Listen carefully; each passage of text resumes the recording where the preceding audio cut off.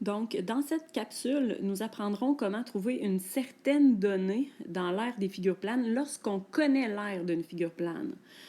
Donc, dans les problèmes d'air, lorsqu'on est dans les figures planes, on a deux types de questions. Donc, le premier type de question, ça peut être soit que je te demande de trouver l'aire d'une certaine forme, ou encore que je te demande de retrouver une donnée à l'intérieur de cette forme-là, connaissant son aire. Donc, là, on est dans la situation numéro 2. Donc, on va faire les exemples ici qui se trouvent à être les exemples de vos notes de cours à la page 9 et 10. Donc, on vous dit ici, trouve la mesure de la petite diagonale du losange suivant. Donc là, présentement, je connais son aire, je connais la mesure de la grande diagonale et je cherche la mesure de la petite diagonale, donc cette mesure-là ici qui est certainement plus petite que 10. Première étape.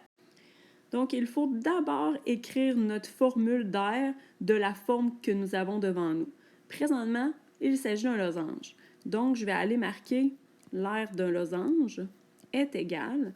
On peut retourner voir dans nos feuilles de formule si on ne s'en souvient pas. Donc, grande diagonale fois petite diagonale divisé par 2.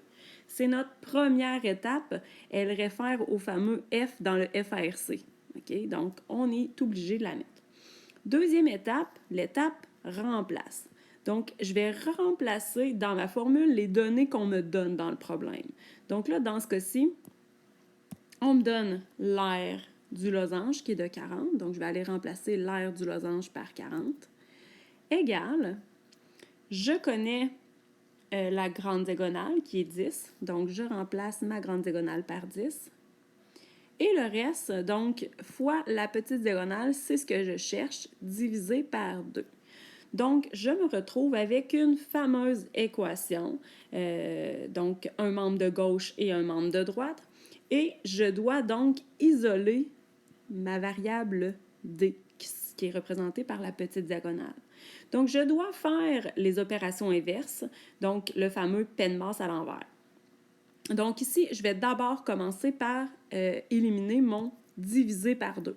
Donc, le lien qui existe entre le D et le 2 qui est ici, c'est une fameuse division, donc qui est désignée par la barre horizontale ici.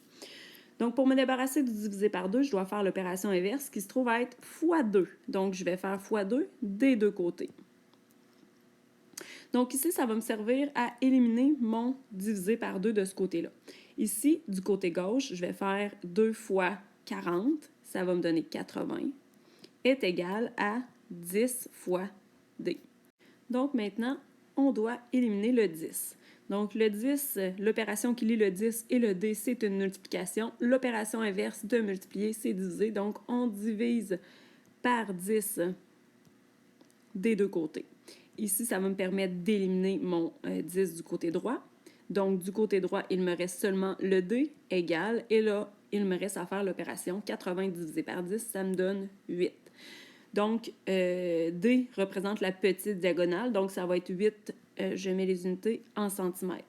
Et en effet, 8 est plus petit que 10. 8, c'est la petite diagonale, donc nécessairement plus petite que la grande diagonale. Je fais l'exemple numéro 2. Donc, on vous dit ici, trouve la mesure de la base du triangle ci-contre. Première étape, j'ai un triangle, je dois donc écrire la formule d'aire d'un triangle. Donc, l'aire d'un triangle est égale à base fois hauteur divisé par 2. On voit qu'on a un petit peu le même genre de formule qu'on avait pour le losange de tout à l'heure. Deuxième étape, je remplace. Donc, je vais remplacer les données que je connais. Je connais d'abord l'aire de mon triangle, donc 37. Ensuite de ça, égale. La base, c'est ce que je cherche. Donc, je laisse la lettre B. Fois la hauteur. La hauteur, on me la donne, c'est 6. Et j'ai mon fameux divisé par 2. Donc, première étape, donc je dois isoler mon B, comme j'ai mentionné tout à l'heure. Donc, je dois me débarrasser du divisé par 2 et du fois 6 ici. Je commence avec le divisé par 2. L'opération inverse de diviser, ça va être multiplier. Donc, je vais multiplier par 2 des deux côtés. Ici, ça va me servir à éliminer mon divisé par 2. Donc, du côté droit, il va me rester B fois 6. Et du côté gauche, il me reste à faire 37 fois 2, ce qui me donne 74. Et finalement, donc, je dois me débarrasser du 6 en faisant l'opération inverse, donc diviser par 6 des deux côtés. Ici, ça se simplifie. Donc, il me reste ici B égale, et là, il me reste à faire 74 divisé par 6, ce qui me donne environ égal. Donc, je vais mettre le signe d'environ égal parce que je vais être obligée d'arrondir. Donc, 12,33. Et là, je vais écrire mes unités, donc des mètres. Un exemple en lien avec le carré. On vous demande de déterminer la mesure d'un côté du carré, sachant dans ce cas-ci que son aire est de 341. Donc, la première étape, on écrit notre formule d'aire d'un carré. Donc, A carré égale à C exposant 2. Deuxième étape, on remplace. Donc, dans ce cas-ci, je connais l'aire du carré, donc je vais aller remplacer l'aire du carré par 341 est égal à C à la 2. Donc, moi, la donnée que je cherche dans ce cas-ci, c'est C. Donc, je dois isoler mon C. Ça veut dire que je dois me débarrasser de l'exposant 2. Faites attention. L'opération inverse de exposant 2, c'est la racine carrée. Donc, je dois faire racine carrée des deux côtés pour obtenir mon résultat. Donc, ici, en faisant la racine côté du côté droit, j'élimine mon exposant 2. Donc, du côté droit, il me reste uniquement C. Et finalement, du côté gauche, il me reste tout simplement à faire racine carrée de 341. Ça va me donner un nombre qui est environ égal. Donc, j'efface mon petit symbole d'égalité pour laisser place à un symbole d'environ égal, tout simplement. Donc, et voilà. Donc, je dois arrondir à deux chiffres après la virgule. Donc, racine carrée de 241, ça me donne environ 18,47. Parce que sur ma calculatrice, c'est marqué 466. Donc, en regardant le troisième chiffre après la décimale, c'est un 6. Donc, j'arrondis à 47. Et je mets mes unités, donc, en centimètres. Donc, ça ici, ça se trouve être la mesure d'un côté de mon carré.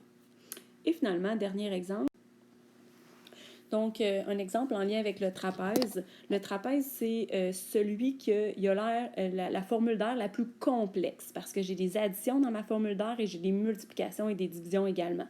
Donc, il faut prendre le temps de faire étape par étape et de faire les bonnes étapes dans le bon ordre. Donc, la première étape, en fait, présentement, on vous dit détermine la mesure de la petite base du trapèze. Donc, ma petite base, elle est ici. Donc, je dois déterminer la mesure de ce côté-là. C'est égal à quoi? Donc, première étape, je constate que j'ai un trapèze. Donc, évidemment, la première étape, ça va être d'écrire notre formule d'aire de trapèze. Donc, l'aire d'un trapèze est égal à... On met grande base plus petite base entre parenthèses fois la hauteur et le tout divisé par 2. Deuxième étape, on remplace. Donc, présentement, je connais l'aire de mon trapèze qui est de 35. Donc, je vais remplacer mon aire de trapèze par 35. Est égal à... Ensuite, je connais la grande base. Donc, ma grande base est de 6. Donc, 6 ici. Plus ma petite base, c'est ce que je cherche. Donc, je vais laisser un B ici. Ferme la parenthèse. Ma hauteur, c'est ce que j'ai ici. Donc, c'est 7. Donc, fois 7. Et finalement, le tout divisé par 2. La première étape, c'est de nous débarrasser toujours de notre division par 2. Donc, je vais faire l'opération inverse de diviser qui va être la multiplication. Donc, je multiplie les deux côtés de mon équation par 2. Ici, ça se simplifie. Donc, du côté droit, il me reste 6 plus B, entre parenthèses, fois 7. Et du côté gauche, donc je fais tout simplement 2 fois 35, ce qui me donne 70. Rendu ici, on a deux façons de procéder. Donc, à l'intérieur de ma parenthèse, je ne peux pas réduire, ce n'est pas des termes semblables. Donc, la première étape, ça pourrait être de distribuer notre 7. Donc, multiplier par 7 chacun des termes dans ma parenthèse. Ou encore, je pourrais aussi me dire, ma parenthèse est multipliée par 7, donc si je veux m'en débarrasser, l'opération inverse, ça va être tout simplement de diviser par 7 des deux côtés. Donc ça va me simplifier un petit peu la vie. Donc ça ici, ça se simplifie. 70 divisé par 7, donc du côté gauche, ça me donne 10. est égal à, et là, il me reste ma parenthèse qui est 6 plus b, donc j'ai éliminé mon x7. Et finalement, si je veux isoler mon b toujours, donc ça ici, il me reste mon 6 à me débarrasser. Mon 6, l'opération qui lie le 6 et le b, c'est une addition, donc je vais tout simplement aller le soustraire, d'autant plus que mon 6 ici est positif. Donc je vais faire moins 6 des deux côtés. Et j'obtiens que mon b est égal, donc 6 moins 6, ça fait 0, et 10 moins 6, ça fait 4. 4, on est en centimètres. Donc, j'obtiens que ma petite base de mon trapèze mesure 4. Et en effet, c'est bien logique, étant donné que ma grande base mesure 6, donc je m'attendais à un résultat plus petit que 6.